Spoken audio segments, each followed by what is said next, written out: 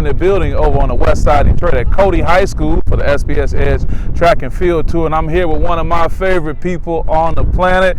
I got a lot of friends, got a lot of cool people, but I don't hold them as in high regards. I hold Coach Michele, MiMi Watkins. How you doing? I'm well. Good, good. My number one check-in on the Monday motivation. She always catch me at the right tone and send me another line. I say, yeah, that's what we're talking about. That's it.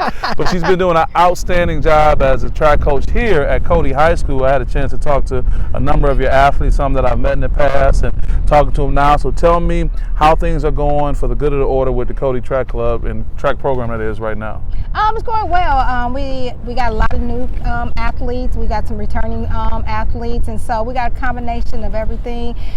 It's always a good opportunity to teach people the sport, and it's also a wonderful thing when you have people who return to the sport and you can see the progress that they're making in whatever event that they're participating in. So we're doing well. We're getting ready for regionals this upcoming Saturday. The following Saturday, we got city championship. Wow, it goes like that. I have to keep an eye out for that. Well, you got so many success stories, and you are the picture of humility. You don't go back and tout that, but you're always helping other individuals. You helped one individual really well that was in your household, Kyra Jefferson, Coach Kyra, you know, who's doing well at Sacramento State, correct? Sacramento State, yeah. Yeah, that's great. Always good to watch her. But let's talk about this new landscape, this emerging landscape in amateur sports. When we talk about these new entities, name, image, and likeness, which we're talking about coming to Michigan, legislation that I've been working on. We'll talk about that later.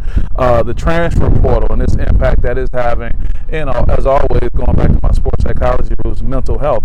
And you were just in the heart of all this at the SEC Championship in Gainesville just a minute ago. You living the life. Hey, track is life for me. Yeah, I get it. So when you talk about that, and from your great, track career at LSU as well, talk about just how you're seeing things with all of your experience, what's happening now, and then working with these young people on a regular basis. Tell me what you're thinking and what you're seeing.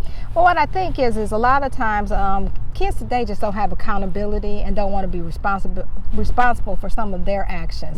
And so when I went to SEC, I noticed like the transfer portal.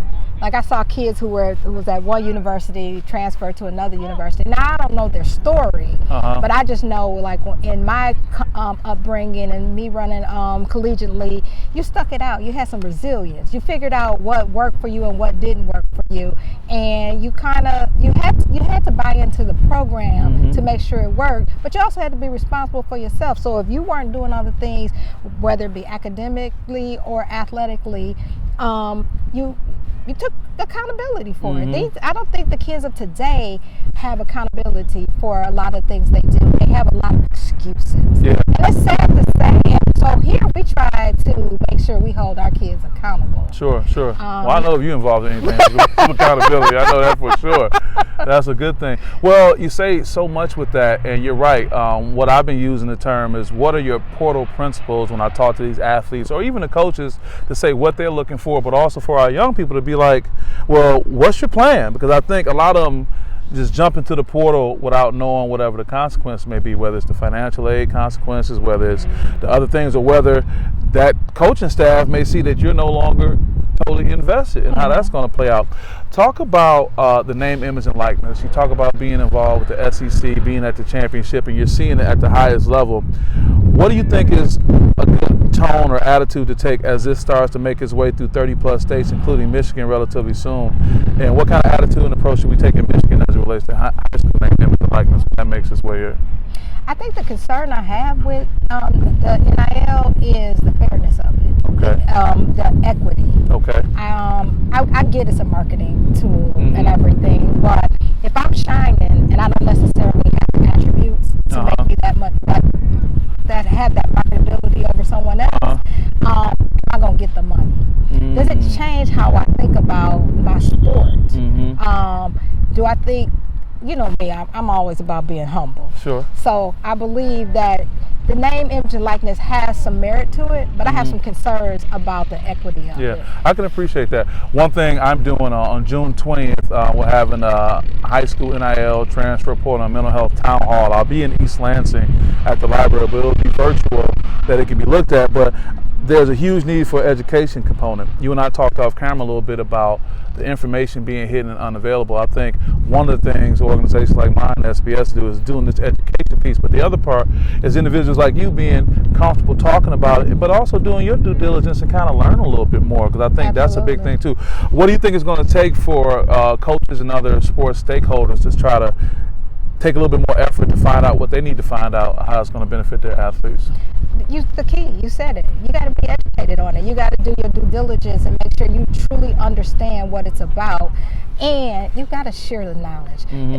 If we don't start sharing resources, people will always be in the unknown. They will never know. And so I just think sharing resources is the key in all of this. So you putting together a program like that and presenting it to people will be the first step of many that will help people understand what it's going to look like today, how it may transform in years to come, and again, how it can benefit programs in a positive way. Great, I appreciate that. I'm definitely committed to it. Talking about the last pillar of the name, image, and likeness, the portal, and the mental health part, again, I'm kind of jealous of your trip you just made down to Gainesville. I'm so oh man, she was having a good last minute thing too. Yeah, it worked out, but I can only understand how much you appreciate it. Talk about from a mental health standpoint, coaching this generation of athletes, especially when you think about your career experience and being resilient, being with your contemporaries just recently and seeing some of the best at the SEC, and then being right here at Cody High School dealing with freshmen and seniors and how they're managing their mental health as it relates to being student athletes. I think that we have to give kids more tools for their toolbox. I think the pandemic did something for children. Because you still have athletes who caught that pandemic year. Exactly. And so I think that the key is they have to have some tools. They have to have some mental awareness. They have to recognize that you're going to have good days and bad days, but you can't quit because the day isn't good. You're going to be on a relay. In my sport, you might be on a relay, but you might not. Because the object is to put together the best group of people. Doesn't mean you're not good. It just means somebody may be better that day. And so I always try to press upon kids that sports is probably 40% athletic and 60% mental. It's a mental game. No matter, as track and field is definitely a mental game. You have to be mentally prepared to get out here and do a lot of the things that they do. And I just look for kids being able to have some mental tools for the toolbox. Last year, we got with the program and talked to kids about being able to address their emotions. Okay. Because a lot of times kids don't know how to deal with their emotions and right. what they're feeling, and so it doesn't necessarily come off positive. And so we try to make sure that we address some of the mental health challenges that our kids experience. Yeah, well, you do a great job with it. I'm just appreciative. I talked to you about this off camera of not only just having a relationship, but having individuals who are willing to talk and share and take their experiences from collegiate days, your professionalism and all that, and be able to provide out here. Well, this has been a good time. I enjoy hanging out with you. Any special shout outs, anything you want to give to anybody? I just want to say, go Cody Comets, and hey Kyra, I've got to give my baby a shout out. Shout out to Kyra. Kyra's been a little while. We got to plug, we got to connect. I'm so happy for you, so proud of you. Keep it up. Got me rooting for Sacramento State. Love that. Thanks, Lizzie. I really appreciate you coming out and always thinking about us DPS kids over here. Oh, yeah. Number love. I'm going to tell you a story about what happened when I was running track over here at Henry Ford. Well, I'll tell you that off camera. Yeah. Alrighty. All right. With that being said, guys, this is Lindsay House with SPS, and we'll see you next time. Peace. I got the world.